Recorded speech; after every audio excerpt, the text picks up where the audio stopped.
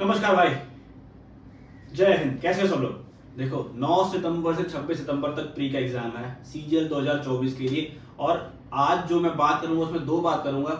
एक तो तुम्हें कितना स्कोर चाहिए प्री पास करने के लिए, और अगर जो 110 120 वाले हैं वो कैसे पास कर पाएंगे प्री, क्या वो अपना चांसेस समझ रहे हैं प्री में पास होने के लिए या नहीं। इसी बात पे हम फुल डिस्कशन करेंगे चारों सब्जेक्ट को लेके। ठीक है भैया, स्टार्ट करते हैं। मैं जानता हूं बहुत लोग बोलेंगे, आगे ट्रोल करेंगे कि भैया 30 दिन में सीजीएल निकलवा देंगे। नहीं निकलेगा। जो पहले से तैयारी कर रहे होंगे, जो 110 120 के आसपास नंबर ले आ रहे हैं, उनका सीजीएल हो सकता है अभी भी। जो 140 ला रहे हैं उनका तो होगा ही, जो 110 ला सकते हैं उनके लिए स्पेशल ये वीडियो भाई। तो बिल्कुल पूरा वीडियो देखना, 3-4 मिनट की वीडियो होगी, बहुत फायदा करेगी तुम्हारे लिए। स्टार्ट करते हैं। देखो, सबसे पहला काम तुम्हें करना है मॉक टेस्ट। 30 दिन बचे हुए एग्जाम में, 30 दिन में कम से कम तुम्हें 25 मॉक टेस्ट देना है। तुम्हें नहीं पता है कि मॉक टेस्ट कहां से देना है, तो मॉक टेस्ट के लिए मैं प्रेफर करता हूं टेक्स्ट बुक। लाइव मॉक भी आते हैं और उनके मॉक्स भी होते हैं, दोनों को तुम्हें देना है। अब बात कर लेते हैं कि तुमने मॉक दे दिया, तुम 110 नंबर पा रहे हो मॉक टेस्ट में, 115 नंबर पा रहे हो या 120 नंबर पा रहे हो। ठीक है, अब तुम अपना सीजीएल प्री पास करने का सफर कैसे तय कर सकते हो, सुनो। रीजनिंग में तुम्हें क्या करना है। रीजनिंग में जो तुम मॉक दिए उसमें क्या गलती हुई, जिस चैप्टर में तुमने गलती की उस चैप्टर को एक बार रिवाइज कर लो, पहला काम।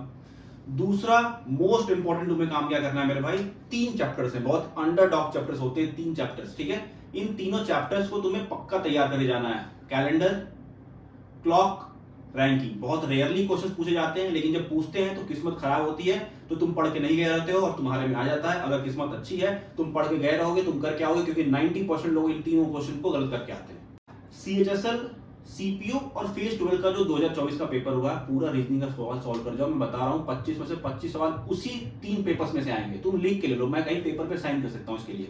वही सेम सवाल आएंगे, हो सकता है नंबर चेंज रहे लेकिन पैटर्न सेम होंगे। रीजनिंग खत्म। बात करते हैं मैथमेटिक्स में। मैथमेटिक्स भी सेम है, तुमको मॉक टेस्ट में जो चैप्टर में गलती हो रही है उसको रिवाइज कर लो।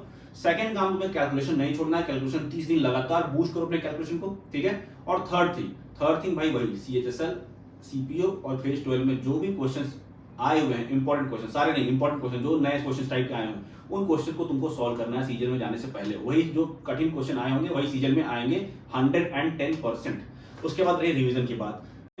एडवांस मैथ में क्या करना है, एडवांस मैथ में algebra, trigonometry, geometry, coordinate geometry, इन चारों चैप्टर्स के और मेंसुरेशन, 5 चैप्टर्स के फॉर्मूला को अभी से रिवीजन करना स्टार्ट कर दो। 5 दिन भी देखो एक चैप्टर पे, तो 25 दिन में 5 चैप्टर के फॉर्मूला तुम्हारे रिवाइज हो जाएंगे। ये तुम्हारा मैथमेटिक्स था। उसके बाद तीसरा बात करते हैं हम इंग्लिश। इंग्लिश भी तुम्हें कुछ नहीं करना है, सेम वोकैब तुम अगर कर चुके हो तो अब कुछ मत करो। जितने वोकैब तुम पढ़ चुके हो उस वोकैब्स को रिवाइज करो। ठीक है, अभी तुम अगर यहां तक रुके हुए, मतलब ये वीडियो अभी तक अगर तुम देख रहे हो तो तुम्हारा सिलेक्शन पक्का है, लिख के ले लो। ठीक है, जो वोकैब पढ़ चुके हो अब बस उसी को रिवाइज करो, एक्स्ट्रा कुछ भी मत पढ़ो। रीडिंग जरूर करते रहो। अगर रीडिंग अभी नहीं भी करते तो 30 दिन तक लगातार आधे घंटे रीडिंग डेली करो। जब तुम रीडिंग के फ्लो में रहोगे ना, तो पेपर में तुम्हारे दिमाग में इंग्लिश घूमता रहेगा, तो तुम नहीं आते हुए भी क्वेश्चन को सही कर दोगे, सिर्फ अपने मेमोरी से, अपनी लिसनिंग मेमोरी से तुम सही कर दोगे। अगर तुम इंग्लिश पढ़ते रहोगे, सुनते रहोगे तो रीडिंग जरूरी है, रीडिंग करो। ठीक है, 30 दिन तक लगातार रीडिंग करो। और वही सेम चीज, अगर तुमने कुछ नहीं पढ़ा है, नहीं किया है, तो बस सीएचएसएल, सीपीओ और फेज 12 के पेपर जो आए हैं, इन तीनों एग्जाम के सारे शिफ्ट के इंग्लिश के पेपर को सॉल्व कर जाओ, अच्छे से रट्टा मार जाओ। इससे ज्यादा कुछ नहीं करना है इंग्लिश में तुमको। ग्रामर रिवाइज करने के लिए सिंपल से तुम 120 रूल जो ग्रामर का है उसको रिवाइज कर लो, उससे ज्यादा कुछ नहीं करना है।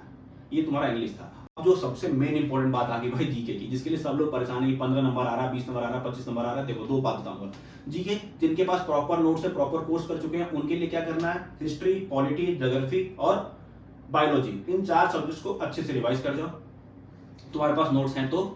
और उसके बाद जो घरानाज हो गए, डांस हो गए, रिवर्स हो गया, लेक्स हो गया, इन सारे चैप्टर्स को यूट्यूब से पढ़ जाओ, अगर तुम्हारे पास सारे नोट्स वोट्स हैं तो। अगर तुम्हारे पास कोर्स नहीं है, तुम समझ में नहीं पा रहे हो कहां से पढ़े क्या करें, मैं तुम्हें प्रॉपर सा एक सोल्यूशन दे रहा हूं। बस 4 वीडियोस हैं, चारों का स्क्रीनशॉट में दिख रहा होगा, 1 2 3 4 वीडियोस को खत्म कर जाओ।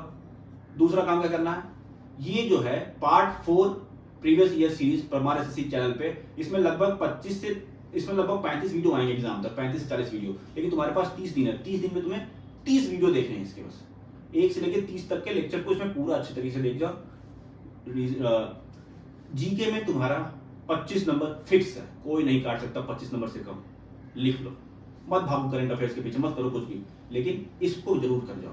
इतना कर लिए, तुम्हारा 140 प्लस स्कोर आना 100% निश्चित है भाई तुम्हारा सीजीएल प्री में, और तुम 100% क्वालिफाई कर रहे हो। ये स्पीड उसी लेता है जो 110, 115, 120 के आसपास वाले नंबर वाले हैं, ठीक है। अगर तुम्हें कोई और भी डाउट हो तो कमेंट कर देना। अब बात कर लेते हैं हम कट ऑफ पे। कट ऑफ की मैं बात करूं तो 140, 142 के आसपास कट ऑफ जाएगी तुम्हारी जर्नल की। तो तुम्हें बस ये टारगेट करना, तुम चाहे किसी भी कैटेगरी को, एससी कैटेगरी को हो, एसटी कैटेगरी के हो, ओबीसी के हो, ईडब्ल्यूएस के हो, तुम्हें 140 प्लस टारगेट करना अपना, इसको तुम क्वालिफाइड हो। बस चलता हूं, नमस्कार, जय हिंद। कोई और डाउट होगा पक्का कमेंट कर देना। बाय।